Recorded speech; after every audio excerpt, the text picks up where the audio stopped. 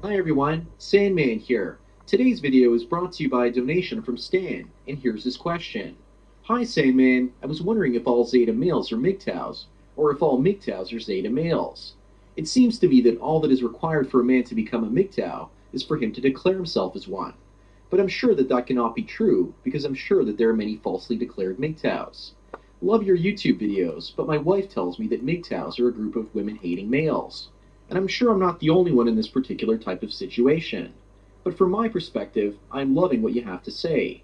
Well, Stan, thanks for your questions. And for everyone else out there that doesn't understand the concept of alpha, beta, omega, and zeta males, let me explain it briefly before I get into the video. Alphas usually attract women based on their charisma and behavior, and betas attract women based on their resource extraction and utility value. Omega males live in their mother's basements and are often working on flux capacitors and other innovative technologies. A Zeta male is against the status quo and doesn't fall into these types of categories. And he doesn't buy into consumerism, traditional masculinity, beta male providership, and he doesn't fall into his mother's basement. The Zeta male is a fusion of the best elements of the alpha, beta, and omega males. So if you're charismatic, full of self-confidence, as well as being a good producer of wealth for yourself, and have creative early adopter skills of the omega male, then you're a Zeta male in that case. I once tried to be a Zeta male in every aspect of my own life. This was during my early 20s, except for the idea of having a female partner, which I attached to my identity, as well as building financial assets and wealth. Those are the two status quo behaviors that I followed when I tried to be a Zeta male. I escaped a traditional job and wasn't forced to socialize with worker drones, and I could travel and pursue what interested me and had more free time than everyone else around me. I didn't have a schedule and stayed up every single night, and still do to this day, and often see the sunrise. I also wasn't the sole provider, but worked with my ex-girlfriend together in a business. I believed in true equality and expected her to pull her own weight, and it worked perfectly for a couple of years. But then the butterfly that she was turned into a caterpillar, and I found myself in a long-term cohabitation relationship that wasn't working. I thought she shared the same values as me, but after a few years she couldn't keep up the chameleon act, and everything changed. At that point she wanted me to go from a Zeta to a Beta, and I bailed on the relationship.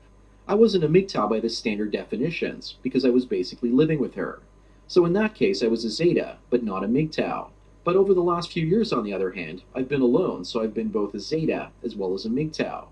That being said, there are many MGTOWs out there that aren't really Zeta males. And I believe that you can still be a Zeta or a MGTOW exclusive of each other. Or you can be a Zeta and a MGTOW simultaneously. I guess it's up to you to choose. There are many guys out there that are single and still work the traditional status quo job and don't have the charisma of an alpha male. They would be classified as MGTOWs, but definitely not as Zetas.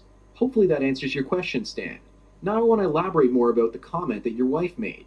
What she said seems very fascinating, and I've been thinking about something very similar over the last week. Specifically about the part about her calling MGTOWs woman haters. I believe that when a woman sees a man that holds contempt in his heart for women, women believe that that man can't love them and understand them at the same time. Women seem to see male love in terms of black and white situations. And I used to think the same way, but I'm increasingly believing that you can actually love a woman and hate the biological imperatives found in her at the same time. Imperatives that are set up inside of her to try to take advantage of you as a man. But women are often terrified that if a man awakens to a woman's control mechanisms, then he basically takes the game away. And this is true of most men taking the red pill. And I've often heard the line that you can't love a woman and understand women as a whole at the same time and love them. But then you have someone like Barbarossa, the founder of MGTOW 2.0, in a long-term relationship. For all intents and purposes, he seems to have reconciled between loving and understanding women simultaneously. And I think that's the direction that humanity needs to move in. Men need to become aware en masse about how women think and operate, instead of allowing women to protect their secrets. We need to take away the mystery of women and start to recognize their manipulations and call them out on them. Women will usually give off a sneaky laugh, and there's often a specific look on their face when they're called out.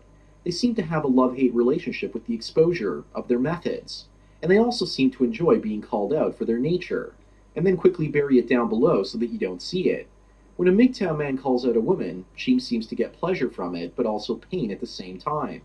And women also seem to pretend that they don't like to be understood, because they like to keep their behavior a mystery from men, because in the end that's all they seem to have.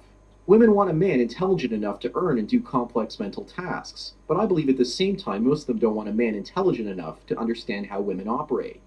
And if he does know how they work, they don't want him to say exactly what he knows, because then he takes the game away.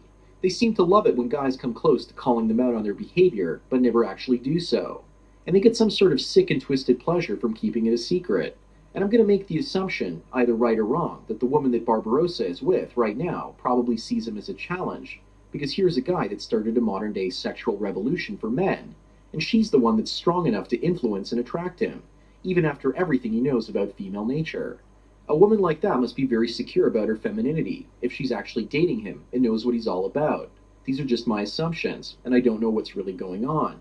But regardless, if you're dating women, as a man you need to have set up rules to make sure to protect yourself from them. It's like men have to learn to become lion tamers. And remember that you're never safe. And you don't want to end up getting mauled by a giant cat like poor Roy from Siegfried and Roy. And the way that women interpret men these days to be MGTOWs is similar to the way that men saw women in the 1970s and 1980s. Back then, men laughed at women when they were entering the workforce because they thought that women would fail. Men that are going their own way are trying to colonize the female mind. That is what women are really afraid of, that we gain a grasp over their minds and their perception of the world. A good analogy would be with the modern sport of hockey.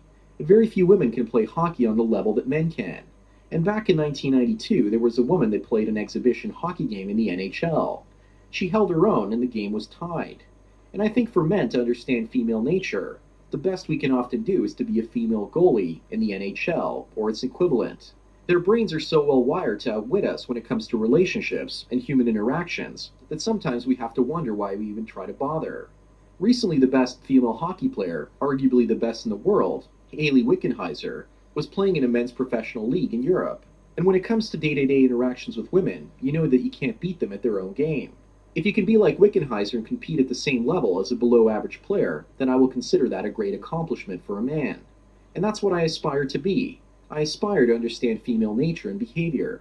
I aspire to be the female goalie in the NHL team. Because over the last year and a half of going MGTOW, I've come to envy certain aspects of the female mind. But simultaneously I've lost respect for others. My hockey analogy also describes Girl Writes What, or Karen Strawn. She's the equivalent of a woman player making it to the All-Star game in the NHL. The same can be said of rare women that compete with male Marines and score similar physical scores on tests. That's why I've seen Girl Writes What bring in crowds of hundreds of men to hear her speak, and she blows them away each and every single time. But let me get back to Zeta males. Zeta males should strive not only to take the best aspects of male behavior, but also to understand and apply female behavior in their interactions with women. They should meet women head on. And if the Zeta male has already thrown conventional male societal values and norms out the window, then it should be easy for him to adopt and apply female ones with his interactions with others. Regardless of what people think, I respect the way that the female mind is wired, to access social information in a non-linear way. Men are limited because we can only access one piece of information at a time, and we're terrible at remembering what we perceive to be mundane social details in our everyday lives. I wish I could have a woman's ability to access all information simultaneously about any given topic without going crazy. And I'm also sure that women wish that they could access or think of only one piece of information at a time. Well, the women that think about it anyways. The Zeta male can perceive the outside world better than the alphas, betas, and omegas, because he stands outside their narrow range of vision and can see further than them. I think the ranks of Zeta males will increase because of necessity and not necessarily because of choice. Being a beta male means being a sucker and getting burned.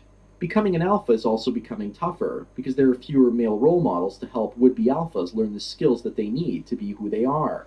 And the ranks of the omegas will probably grow, because to be an omega, all you need to do is fail with the nerdy style. Becoming a Zeta male in this society is about protecting yourself from the legal system, as well as many women that seek to use loopholes found in that system to take advantage of men. Anyways, thank you Stan for your donation, and I hope you realize that a man can be a Zeta or a MGTOW exclusive of each other, or both at the same time.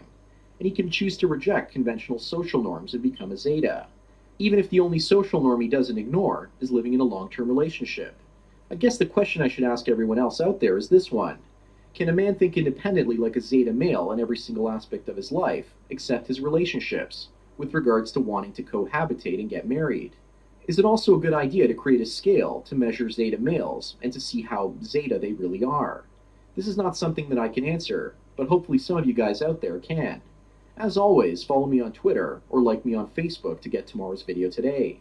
Thanks for taking your daily dose of red pills. So enjoy the rest of your day, and cheers.